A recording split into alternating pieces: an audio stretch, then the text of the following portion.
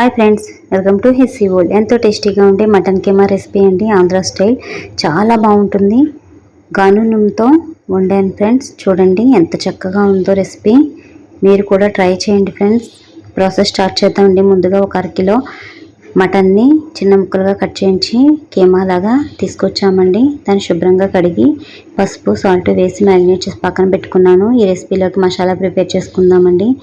కొద్దిగా గసగసాలు, జీలకర్ర, ధనియాలు, లవంగ అండ్ ఇలాచి, ఒక చిన్న దాల్చిన చెక్క, వెల్లుల్లిపాయలు, అలాగే అల్లం ముక్క వేసి బాగా మెత్తని పేస్ట్ లాగా పట్టి పక్కన పెట్టుకున్నామండి. ఇప్పుడు స్టవ్ పై ప్యాన్ పెట్టి దానిలో 4 టేబుల్ స్పూన్స్ నువ్వుల నూనెను వేసుకున్నానండి. ఆయిల్ హీట్ అయిన తర్వాత పచ్చిమిర్చిని కట్ చేసి వేసుకున్నాను. అలాగే ఆనియన్స్ని కూడా 2 చిన్న ముక్కలుగా కట్ చేసి వేసుకొని బాగా ఫ్రై చేసుకుంటున్నానండి. ఇప్పుడు ఒక 1/2 టీ స్పూన్ పసుపుని కూడా యాడ్ చేద్దాము. యాడ్ చేసి బాగా కలుపుకున్నాం కదండి. ఇప్పుడు చిన్న టమాటో కూడా తీసుకున్నాను. టమాటాను కూడా యాడ్ చేసి బాగా మగ్గించుకుంటున్నానండి. ఈ నువ్వుల నూనె వేయటం వల్ల మనకి కాల్షియం మరియు ఐరన్ కూడా చక్కగా మన బాడీకి అందుతాయండి. ఇప్పుడు ఒక 1/2 టీ స్పూన్ సాల్ట్ కూడా యాడ్ చేసి బాగా కలుపుకున్నాను. మూత పెట్టి 2 మినిట్స్ మగ్గించుకుందామండి. చూడండి ఫ్రెండ్స్, చక్కగా ఈ గానుగ నూనెతో వండడం వలన పిల్లలకు కూడా బలంగా ఉంటారండి. ఇప్పుడు ఆనియన్స్ మగ్గినాయి కదండి. మనం ముందుగా మ్యారినేట్ చేసి పక్కన పెట్టుకున్న మటన్ కీమాని కూడా యాడ్ చేసి బాగా కలుపుకున్నాను. ఇప్పుడు ముందుగా మనం ప్రిపేర్ చేసుకున్న మసాలా పేస్ట్ ఉంది కదండి, అది 3 టేబుల్ స్పూన్స్ వేసి బాగా కలుపుకొని మగ్గించుకుందామండి. ఈ రెసిపీని మనం కుక్కర్లో కూడా చేసుకోవచ్చండి. కుక్కర్లో అయితే ఒక 10 to 15 మినిట్స్లో అయిపోతుంది.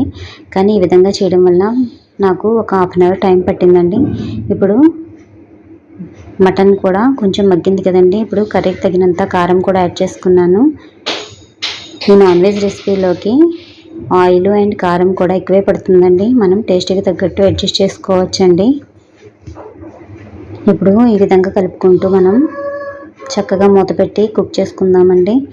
ఈ మటన్ అన్నీ కూడా మసాలాలు పడుతున్నాయి కదండి. ఇప్పుడు మనం వాటర్ని కూడా 2 గ్లాసులు యాడ్ చేసుకున్నాను. ఇప్పుడు మూత పెట్టి 2 మినిట్స్ ఉడికించుకుందామండి. మటన్ ఉడకడానికి టైం పడుతుందండి.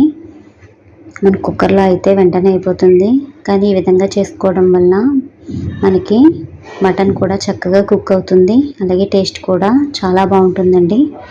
మనం ఈ నువ్వుల నూనె వేయటం వలన పిల్లల్లో ఐరన్ లోపం ఉన్న, కాల్షియం లోపం ఉన్న మనకి చక్కగా ఈ నువ్వుల నూనెతో పిల్లలకి చేసి పెట్టండి. నడుం బలము ఉంటుంది. అలాగే మోకాళ్ళ నొప్పులు పెద్దవారికి రాకుండా ఉంటాయండి.